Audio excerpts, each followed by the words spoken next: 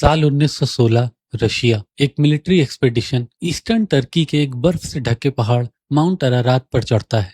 वहां सोल्जर्स एक बहुत बड़े लकड़ी के स्ट्रक्चर को देखने का दावा करते हैं। उनका यकीन था कि ये हजरत नूह अलैहिस्सलाम की कश्ती है। वो फोटोग्राफ्स लेते हैं, मेजरमेंट्स नोट करते हैं और अपनी रिपोर्ट रशियन गवर्नमेंट को भेज देते हैं। लेकिन कुछ ही महीनों बाद रशियन रिवॉल्यूशन शुरू हो जाता है और उस एक्सपेडिशन की फोटोग्राफ्स हमेशा के लिए गायब हो जाते हैं। हजरत नूह अलैहिस्सलाम की कश्ती की तलाश तकरीबन 2000 साल से जारी है। पहली सदी सीई यहूदी तारीखदान फ्लावियस जोसेफस अपनी मशहूर किताब एंटिक्विटीज ऑफ द ज्यूज में लिखता है कि आर्मीनिया के लोग दावा करते थे कि कश्ती के कुछ हिस्सों को अब भी पहाड़ पर देखा जा सकता है। वो ये भी लिखता है कि लोग उस पर लगी हुई लकड़ी को तबर्रुक के तौर पर ले जाया करते थे। लेकिन जोसेफस से भी पहले 3rd सेंचुरी बीसीई में बेबीलोनियन हिस्टोरियन बेरोसूस अपनी किताब बेबीलोनियात में लिखता है, उसके मुताबिक लोग कश्ती से छोटे छोटे टुकड़े लेकर उन्हें तावीज के तौर पर इस्तेमाल करते रहे। फिर 13वीं सदी मशहूर मुसाफिर मार्को पोलो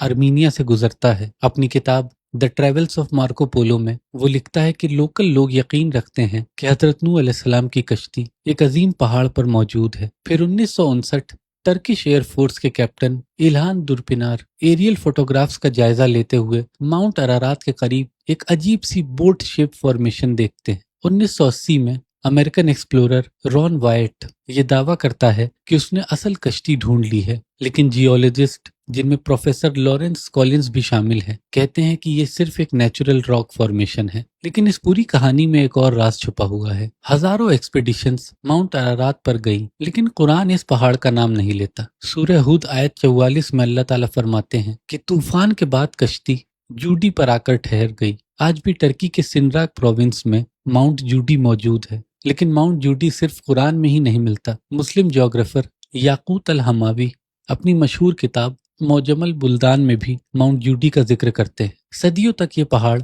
जियारत की एक मशहूर जगह भी रहा। हर साल हजारों लोग माउंट जूडी पर चढ़ते थे। वो उस दिन की याद में जमा होते थे जिस दिन हजरत नूह अलैहिस्सलाम की कश्ती तूफान के बाद यहाँ आकर ठहरी थी। यहाँ एक एनुअल फेस्टिवल होता था और इसी पहाड़ पर एक पुरानी मोनेस्ट्री भी थी जिसे लोग मोनेस्ट्री ऑफ द आर्क या फिर मोनेस्ट्री ऑफ नोआ कहते थे। लेकिन एक दिन इस मोनेस्ट्री पे बिजली गिरी और धीरे धीरे वो हमेशा के लिए खत्म हो गई। कुरान के मुताबिक कश्ती माउंट जूडी पर ठहरी थी। तो फिर सवाल ये है कि 2000 साल से माउंट अरारात पर लोग आखिर क्या देखते रहे? क्या वो सच में सिर्फ नेचुरल रॉक फॉर्मेशन थी या फिर किसी पुरानी सिविलाइजेशन के निशान?